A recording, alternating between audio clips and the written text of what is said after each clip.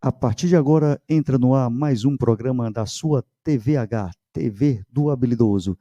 Curta, comente, compartilhe, deixe seu like. Seja membro do canal, ajude a mantê-lo. Doe através do Pix TV do habilidoso@gmail.com.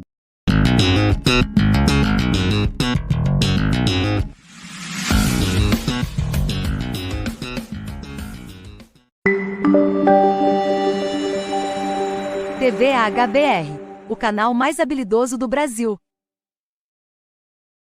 Olá, boa noite, tudo bem? Boa tarde, bom dia. Mais um programa Caos e Caos. Hoje é o segundo programa, né? O primeiro foi faz 15 dias. Se você não assistiu ainda, assista. Estamos aqui novamente com o nosso amigo jornalista Bezerrinha, e do lado o professor Evaldo Lima.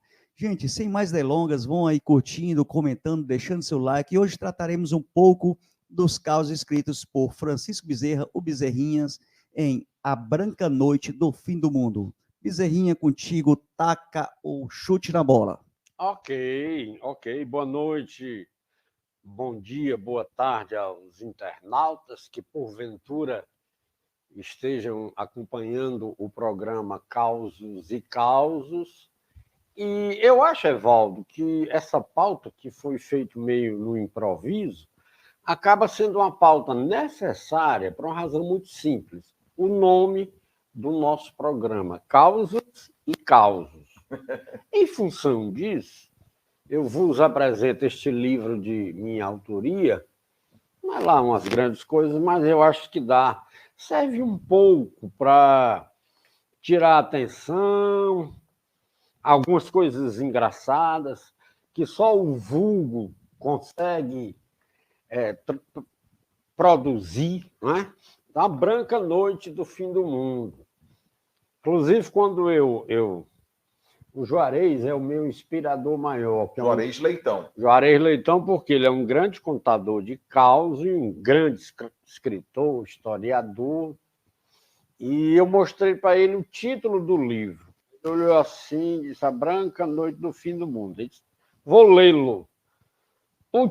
Aliás, aí ele disse: o livro pode não ser lá grande coisa, mas o título está maravilhoso. E esse título aqui, Evaldo, A Branca Noite do Fim do Mundo, Luiz, internautas, eu me inspirei em dois grandes escritores latino-americanos que trataram sempre com muita propriedade do chamado realismo fantástico. O nosso gênio Gabriel Garcia Marques, que para mim é uma referência literária indelével. Sim. Quem lê 100 Anos de Solidão jamais esquece. E o outro é o Mário Vargas Llosa, que também trata muito dessa questão do realismo. A Guerra do Fim do Mundo, né, Bezerrinho? A Guerra do Fim do Mundo. Que o Mário Vargas Llosa, ele transita ali pelas histórias do Arraial do Monte Santo, né? Ele veio para o Brasil, esteve lá em Canudos, levou todas as informações, impressões, muitas fotos. E quando voltou ao Peru, ele fez a Guerra do Fim do Mundo, que é uma obra sobre Canudos, né? E ele já tinha lido Os Sertões de Euclides da Cunha. Eu digo para as pessoas que eu conheço, e são muitas, que são filhas de Quixeramobim, porque o Quixeramobim, diferentemente do Juazeiro, ele não tem um padre Cícero, mas o Quixeramobim tem Antônio Conselheiro. Antônio Vicente Mendes Maciel. O que é interessante, já estou aqui metendo o bedelho. Claro! O Antônio Conselheiro, em Quixeramobim, hoje tem ali o Centro Cultural, né, Isso. na casa de Antônio Conselheiro. Agora, curioso é que naquela mesma casa ali nasceu o Antônio Conselheiro, Antônio Vicente Mendes Maciel, o Conselheiro, e naquela mesma casa, algumas décadas, várias décadas depois, nasceu o nosso arquiteto, o nosso poeta extraordinário, Fausto Nilo. Veja que coisa curiosa, na mesma casa nasceu o Antônio Conselheiro e nasceu o Fausto Nilo. O conselheiro, ele é alvo de estudos científicos, sociológicos, antropológicos, sociais, pela academia do mundo todo. Eu assisti a uma entrevista, das muitas que eu já assisti, e das palestras que eu fui do Ariano Suassuna, e ele coloca o Antônio Conselheiro como talvez o personagem nordestino mais importante do século XIX. E quem pensa assim como eu é a professora Ângela Gutierrez, uma estudiosa do Conselheiro, o Juarez Leitão e o professor de Ataí, Bezerra de Menezes. Bezerra de Menezes, que é doutor em Antônio Conselheiro. Deixa um outro quadro que eu respeito muito como estudioso dessa questão é o professor João Arruda. João Arruda. Escreveu eu ia cometendo um pecado mortal. Eu estou falando isso aqui, Bezerrinha, porque eu tive a honra, o orgulho, a responsabilidade de escrever a contracapa do livro do João Arruda. E aqui eu já estou metendo o bedelho novamente. Aqui. Claro! Rapaz, eu era um jovem universitário há um bocado de tempo atrás, quando a gente estava celebrando, comemorando, a palavra comemorar quer dizer memória quer dizer a memória coletiva. A gente estava comemorando o centenário de Canudos. E aí um grupo de estudantes aqui da UFC, da UES, tinha gente aqui da FM Universitária, nosso amigo Nelson, o Pingo de Fortaleza, o pessoal da AGB, o pessoal da AMPU. A gente foi para Canudos, amigo. Eu fui para Canudos de ônibus, peguei carona em algum momento, atravessando o São Francisco de Balsa. Lá que beleza! Que maravilha! Na beira, onde era Canudos, onde era a comunidade do Arraial do Monte Belo, do Belo Monte, do Monte Santo, onde o Glauber Rocha fez... O rio Vaza Barris. Vaza Barris, onde o Glauber Rocha fez Deus, aquela escadaria do Monte Santo, onde o Glauber Rocha fez Deus e o Diabo na Terra da Cruz, o Vaza Barris, onde era Canudos, hoje é um imenso açude. É o açude de Cocorobó. Os caras acham que são capazes de apagar a nossa memória jogando água por cima. Eu, um jovem universitário, não tinha dinheiro para nada, mas, no entanto, tinha todo o espírito de aventura e a esperança de que seria capaz de mudar o mundo. Amigo,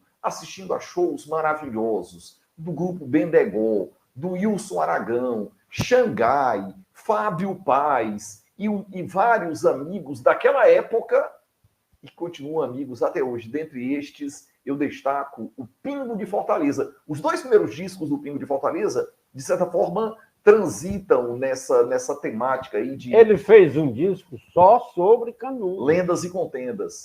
E quem também fez várias artes com o grande Antônio Conselheiro foi o nosso cineasta maior, Rosenberg Cariri. Inclusive, Evaldo, naquele livrão lá do Bafrei, tem a letra e a música.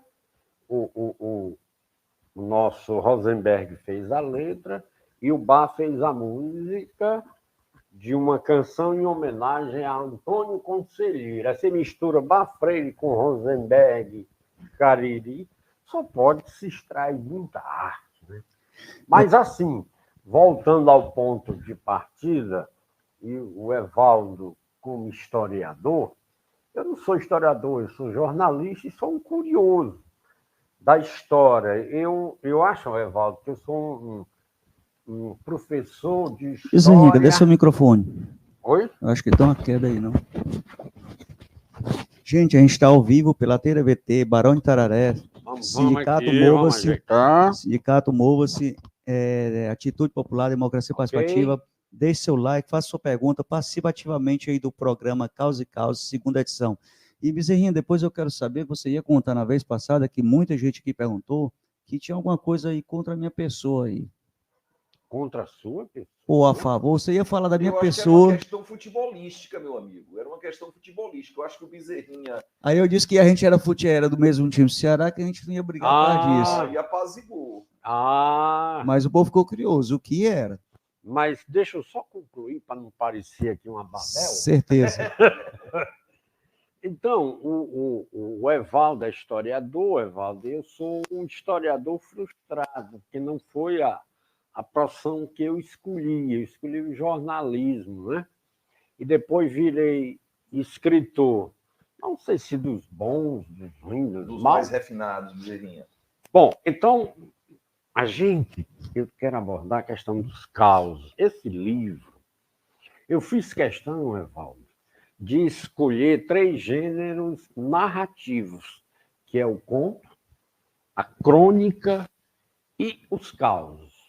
E eu fiz de propósito, como está dito aqui na nota do editor, que eu não separei por capítulo. Um capítulo só para a crônica, um capítulo só para os causos e um capítulo para as crônicas. Eu deixei misturado, está misturado, para que o próprio leitor faça o juízo que ele acha, o que é causa, o que é crônica e o que é conto. Como antes de ser jornalista eu me formei em letras pela Federal, eu sempre soube distinguir muito bem. E o causo, que inclusive dá nome ao nosso programa, ele se diferencia tanto da crônica como do conto. São 3 gêneros narrativos bastante diferentes.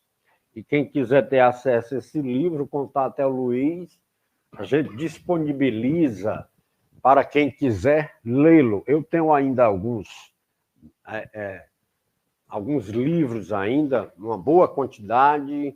E livro, os meus livros, Evaldo, eu não costumo vender, eu gosto de presentear as pessoas. Então, os causos foi uma invenção do Nordeste. O causo surgiu no Nordeste. E você tem grandes contadores de causos. Eu citaria O próprio Ariano, né? Ariano, Suassuna, grande contador de causos. Eu me divirto muito com as histórias do Suassuna. E além dele, quem gostava muito de causos era o Graciliano Ramos, um homem estoico, um homem firme nas suas posições, e ele gostava de contar causos. E tem um livro dele que é só de causos, que é Alexandre e Outros Heróis. Não sei se você já leu. Inclusive, eu digo aqui de público, aquele personagem do Chico Anísio, Pantaleão, foi tirado do livro do nosso Graciliano Ramos. Rapaz. O Pantaleão é o personagem que representa o Alexandre, que é no Graciliano, o mentiroso é o Alexandre. E tem a Terta, e tem sempre... No Graciliano tem a Terta também. Tem a Terta. Para quem não está lembrado aqui, era o Pantaleão era uma personagem do Chico Anísio, do Chico City, e o Pantaleão começava a contar aquelas presepadas, e aí, quando o Pantaleão questionava, ele, né, é mentira, Terta. E a Terta dizia, é verdade. E aí abriu espaço para as maiores histórias maravilhosas do Pantaleão. Pois o Chico Anísio cometeu esse pecado, porque é copiado. Basta ler Alexandre e Outros Heróis. Tem a Terta, tem o Alexandre, que é o mentiroso, né? E tem o interlocutor, aquele visitante que vai para ouvir as histórias. E eu tinha um primo lá do Cariús que ele adorava causos. E ele me contou um caos que eu achei... Conta isso aí pra gente, Bezerrinha. Maravilhoso. Mas você não fuja daquela minha pergunta, não, por gentileza. Tá bom. Aí o que ocorre? Lá no Cariús, a pequenina Cariús, onde o meu pai nasceu, eu digo sempre que eu nasci à beira-mar, mas olvidei a maresia e me considero um sertanejo, já que o meu umbigo está enterrado na ribeira do Cariús. Então, é lá que está o meu coração, no sertão. E ele disse que lá no Cariús tinha uma serra e aparecia muita onça. E estava comendo o gato do pai dele. O pai dele disse, olha, amanhã bem cedinho você acorde, suba essa serra e mate essa onça maldita que está dizimando o nosso rebanho. Aí ele pensou com ele, o filho do patriarca, e disse, meu Deus, acordar 4 horas da manhã para me confrontar com a onça, mas pai mandou, tem que obedecer. Ele acordou 4 horas, botou a espingarda aqui no ombro, o alforje com a munição no outro, água, um facão, e na frente dele o tenente. Aí você pensa, quem era o tenente? Um cachorro dele. Um vira-lata mesmo. Para enfrentar a onça. Vai enfrentar a onça. E ele subiu serra acima, e morrendo de medo, e muito medo, e de repente ele ouviu um barulho, e se assustou mais ainda, e de repente a onça aparece de frente para ele. Aí ele, muito nervoso, trêmulo, puxou a espingarda e atirou várias vezes sem conseguir acertar a onça. E aí, quando não tinha mais munição, ele botou o tenente para brigar com a onça. Pega, tenente! Aí o tenente se engalfinhou com a onça, aí saíram rolando serra abaixo e ele atrás com um facão para cortar a onça no meio. E era muito rápida e ele não conseguia. Aí só tem um jeito, fechou os olhos, pá! Quando ele abriu os olhos, ele tinha partido no meio o tenente. Aí ele disse que na pressa, para emendar o tenente, enquanto o sangue ainda estava quente, quando ele olhou, emendou as patas desencontradas. Ave Maria! Aí disse que o tenente tinha hora que corria atrás da onça com as patas de baixo, quando cansava, usava as patas de cima. Aí ele disse, e finalmente, não, o tenente botou a onça para correr, realmente, mostrou que era um bravo. E o que foi feito do tenente? Não, Bezerrinha, ele se aposentou velhinho, com a maior atração de um circo do fim do mundo, que por um dia chegou ao Carinhos. Genial! Pô, é mentira, Teta. É mentira, Teta! Mas então, vamos... um caos, eu contei esse caos que eu considero engraçadíssimo, e para explicar para o nosso telespectador, o caos também é nobre, é importante, sobretudo, porque ele é extraído do povo. Então, o povo produz coisas maravilhosas. E te digo uma coisa, Val. O maior marqueteiro da história do Brasil de eleições foi o Duda Mendonça. Mas você sabe por que ele era um grande marqueteiro? Porque o Duda Mendonça, ele ia para o meio do povo. Tem uma história do Duda, me permita aqui, Bezerrinha. O Duda, todo mundo conhece o Duda Mendonça como marqueteiro, né? E toda a história do Duda, né? Para o bem e para o mal. Mas tem uma coisa que quase ninguém conhece aqui.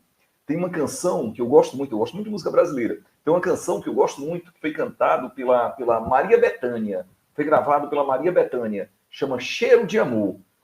Olha o nome da canção, Cheiro de Amor. Cheiro de Amor. E os versos dizem assim: de repente fico rindo à toa sem saber por quê. Linda essa música. Linda, foi tudo tão de repente.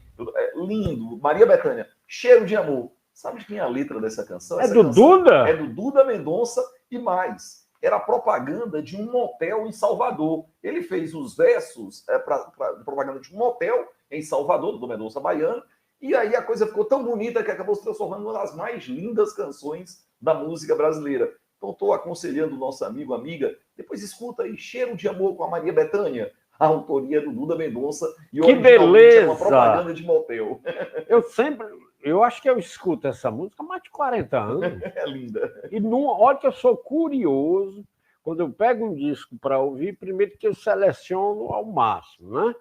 Eu, aos 12 anos, Já ouvia Belchior, Ednardo, Ô, Bezerrinho, Wagner, Bezerrinho, pessoal do Ceará. você falou em música, né? Tem algum caso aí dos artistas, escritores, que, por exemplo, o Lira Neto contou aqui na última vez que teve em Fortaleza, né? Ali lançando o livro dele, em frente ao Palácio da Abolição, lá no... Foi no Dragão do Mar, não foi? Não, aquele tinha coisa bonita em frente ao Palácio do Governo ali, né? Ele Museu da Imagem no Museu da Imagem do Som, ele contou que estava, viu, gente?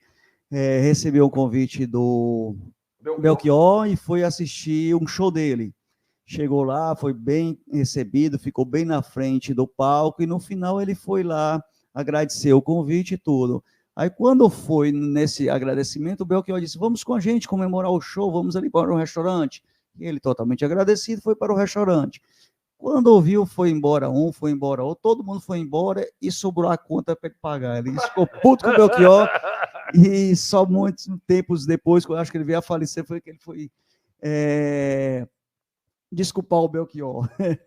Eu tenho muitos causos por uma coisa que eu sou alucinado, que é circo. Mas eu gosto mesmo, não é tipo Orlando Orfei, não. Eu gosto de circo de periferia, com palhaço esculhambado. Aí é que eu gosto. E tinha um cara lá, no Bom Sucesso, que armou o circo dele lá, e não estava indo quase ninguém. Aí ele resolveu apelar.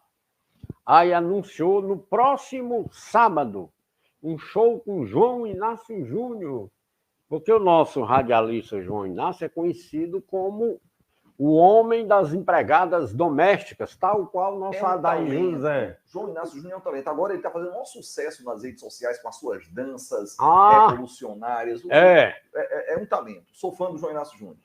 Bom, aí a volante do circo passou a semana anunciando neste sábado, 8 horas da noite, grande show do João Inácio Júnior. Quando chegou no sábado, lotou o circo. Lotou. Mas o João Inácio Júnior foi mesmo pro show? Pé calma. Aí, quando começou o espetáculo, as domésticas todas, as auxiliares do lar, não gosto de chamar ninguém de empregado, as auxiliares do lar lotaram o circo e começou o espetáculo e elas estavam para arrombar aquele gradil do picadeiro, que seria o João Inácio Júnior. Aí o dono do circo, que quis bancar o esperto, a pressão muito alta, muito forte, aí pronto, vamos agora começar um grande show com João Inácio Júnior. Aí entraram 3 anõezinhos, João Inácio e o Júnior. Ainda hoje tem gente apanhando. Não, essa coisa de circo aqui, eu estou falando de música, né, gente? Eu adoro música, eu sou apaixonado por música. Um dos discos mais maravilhosos que eu conheço é o disco Os Saltimbancos Trapalhões, né? Com os Trapalhões, Didi, Dedé, Mussum, Zacarias, enfim, essa coisa toda. Mas eu estou me referindo aqui à versão original com a Lucinha Lins e com a trilha sonora, amigo. O Chico Buarque de Holanda. O Chico Buarque de Holanda. Cada canção mais maravilhosa do que a outra. Acho que isso é inspirado, inclusive, em Bertolt Brecht. Sim, sim. Né? Nosso grande dramaturgo alemão. É uma história do Brecht, né? Sim, sim. E vamos esses minutos aí, finais, 10 minutos aí, esquentar o programa, falar de algum caso da política que vocês escutaram por dentro, que o Evaldo viveu, você viveu lá pela Assembleia, que o povo gosta de política. Gosta, e futebol também não falaram nenhum ainda hoje. Eu tenho um caso aqui muito legal, está aqui no meu livro.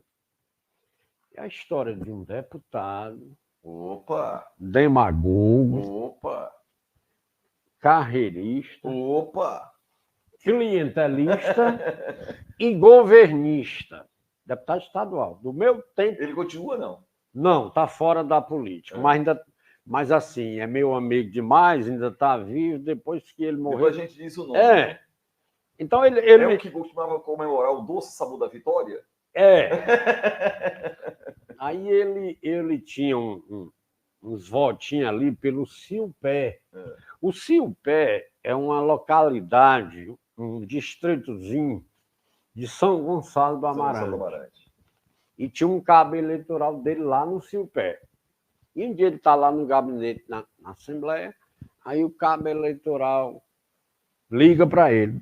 Doutor, deputado, como é que está a Vossa Excelência? Aí, ô, meu cabo eleitoral, tudo bem, rapaz, e por aí? Ele disse, doutor, aqui tá ruim.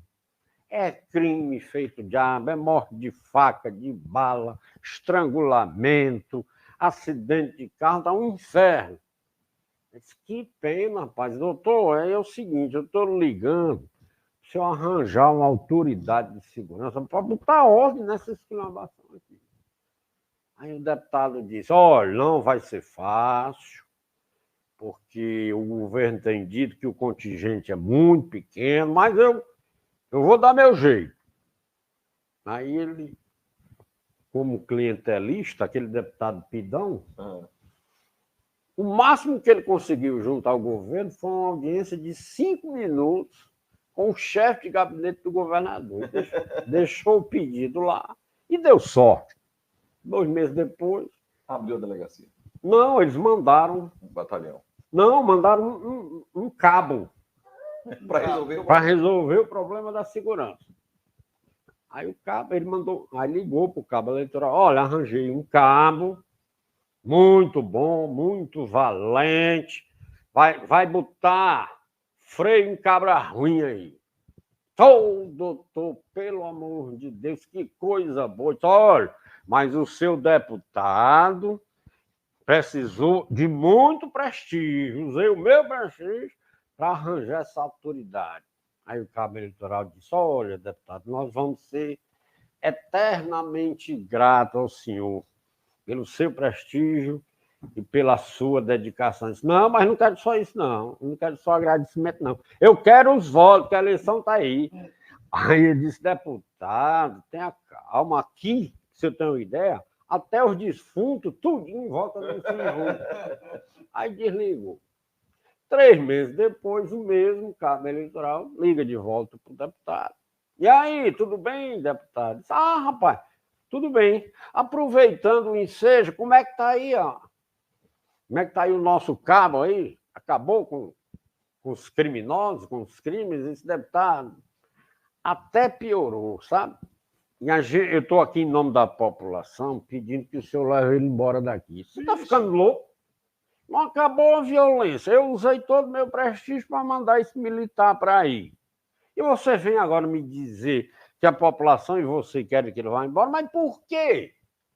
Eu disse, não, deputado, não dá certo ele aqui, não. Disse, por quê? Deputado, ele está comendo as mulheres daqui, tudo. Aí o deputado já, aos berros, disse, e esta caceta aí não tem homem, não? Aí o cabo eleitoral disse, tem, doutor, mas só quer as mulheres. Bom demais, bom demais. Aí, causos políticos, aí eu tenho outros aqui. Mas Val, teria algum para contar aí? Não, Ou futebolístico? Eu até comentei aqui com meu amigo Bezerrinha. Hoje eu estou aqui para acompanhar essas histórias. Então, contador de causos, tem uma que eu acho bacana, daqueles tipos populares do Ceará moleque, né? Ali a casa do prefeito de Fortaleza, o Palácio do Bispo, na verdade é o Palácio João Brígido, né? Isso. Em homenagem ao jornalista iconoclasta, polêmico, provocador, João Brígido. Agora tem uma história bacana demais, porque o porteiro dali do Palácio do Bispo era o Manezinho do Bispo. E o Manezinho do Bispo, ele tinha 6 dedos em cada uma das mãos. Tinha 6 dedos em cada uma das mãos. E saía declamando, contando histórias, cada qual a mais fantástica e mais absurda que a outra, e fazia poemas também, Bezerrinha. E tem um poema, a mãe dele faleceu, e ele acabou prestando uma homenagem à mãe. Aí ele fez um poema, e o nome do poema era um poema dedicado à sua ex-mãe. Porque a mãe morreu, é a minha ex-mãe. Mas eu tenho um caos bom lá da... O Luiz, que é mais novo do que nós dois, certamente não deve ter pegado esse tempo. A sede da Câmara Municipal, antes de ser hoje naquela Thompson Bucão, era lá na Antonelli Bezerra. Aquilo não era um prédio de um poder, era um pardieiro. Você tem uma ideia, Luiz? tinha uma escada lá. Quando você subia a escada, você já dava de frente para uma porta de vidro. Quando você empurrava, já estava dentro do plenário. E quem contava essa história e não pedia segredo, e aqui eu faço uma homenagem em memória, o grande radialista Itamar Monteiro. Itamar sempre me contou essa história, tanto é que está aqui dentro do meu livro de causas. Segundo Itamar, vinha ali pela beira-mar um vendedor de bilhete da Loteria Federal, na beira-mar, e não conseguia vender nada, né? Aí ele saiu caminhando a esmo, desembocou lá no Tonel Bezerra. Ele viu aquele bichão tudo paletó, eita ali, eu vou vender, eu vou me dar bem. Aí saiu celery no rumo da Câmara, passou do muro, subiu aquela escada. Foi entrando. Não, ele subiu a escada. Quando você terminava a escada, já era dentro do plenário. A porta de vidro. Aí ele, de bilhete da Loteria Federal em punho, ele abriu a porta de vidro e disse: olha, a Federal, ficou nenhum, vereador. Olha a Federal. E o Itamar, como era muito... o Itamar era uma graça. E ele tinha uma sinceridade muito forte. Numa época a gente estava conversando ali no comitê de imprensa, ele, Messias, saudoso Messias Pontes, com quem trabalhei mais de 10 anos. Amigo querido. Querido. E o Itamar, não sei se tu te lembra dele, Evaldo, ele andava cheio de pulseira de ouro, era cordão de ouro, o relógio era todo amarelo. Talvez fosse até ouro fajuto, mas ele andava... Ouro de todo. Aí, a gente conversando no comitê, o presidente da Câmara, à época, abriu a porta do comitê de imprensa, deu bom dia a todos nós, aí viu um Itamar cheio de ouro nos braços, no pescoço. Aí o presidente da Câmara quis dar uma de gaiata, disse: Itamar, eu duvido tu andar desse jeito, com esses ouros tudinho. É lá na Praça da Lagoinha, Itamar. Aí Itamar ergueu aqui o pulso, fez igual o senhorzinho Malta, balançou e disse: presidente, eu vivo no meio de vocês aqui, nunca me roubaram. Mas é isso, né, Luiz? Mas isso é causa real. Isso é que a gente está esperando aqui nesse programa, conhecer causas reais por dentro da política, ou então até, quem sabe, é um caso que aconteceu num velório, do político, alguma coisa assim. Aconteceu num velório. E possa contar. Passa para o Evaldo também. Não, na verdade, aqui é me despedir aqui, porque, né, o nosso compromisso aqui, a gente tem hora marcada com o nosso amigo que está nos assistindo, e agradecer muito aqui a cada vez que eu escuto o Bezerrinha, é um privilégio. Quero dizer para o amigo, a amiga que nos acompanha, que a gente está tendo... o Bezerrinha, ele faz parte da tradição dos grandes cronistas do jornalismo, da cultura popular do Ceará. É um cara que nos enche de orgulho. É realmente um privilégio escutar essas histórias, viu, Bezerrinha? Eu estou aqui hoje, igual aquela... A gente estava falando que era a dupla Pelé e Coutinho? Isso. Então você é o Pelé, eu sou o camisa 9, porque o camisa 10 é você. Eu continuo dizendo que é o contrário. Então vamos para o último caso da noite, gente, que é mais ou menos 35 minutos, o programa já vai chegando a esses 35, você teve os minutos iniciais, a gente agradece a todos, pede que vocês compartilhem ao máximo, né, para impulsionar aí os algoritmos do YouTube. E deixe seu like, é importante você deixar seu like e comentar qualquer coisa para impulsionar também ao vídeo, né?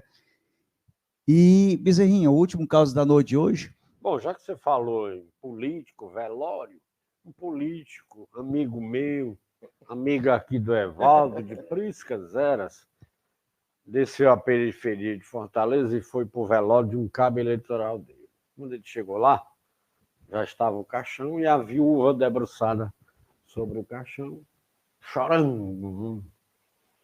Aí ele disse: minha senhora, que coisa triste, lamentável.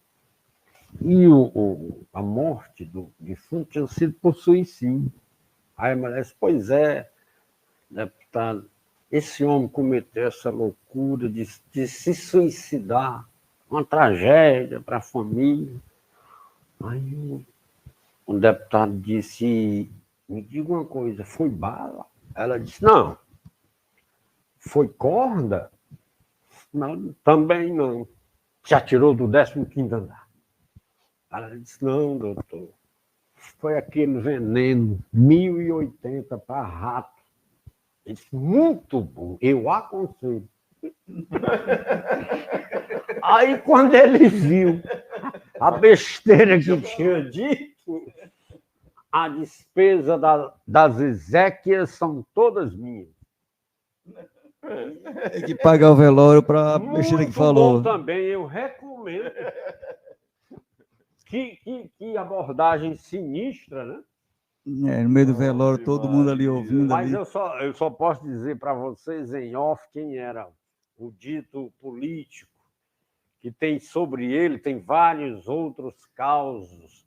Ele é um figuraço. Então a gente continua aqui o próximo programa. A gente guarda essa história aqui, porque a promessa é, no próximo episódio do Causos e Causos, o Bezerrinha conta essa história aqui. Conta quem são os... E aí eu conto uma dele também. E eu quero também adiantar que no nosso próximo encontro, eu quero, além desse caos, eu quero contar um outro caos sobre a esquerda festiva de Iracema. Aguardem. Então, gente, aguarde, comentem, compartilhem aí. A gente volta daqui mais ou menos 15, 20 dias. Grande abraço e até a próxima. Valeu!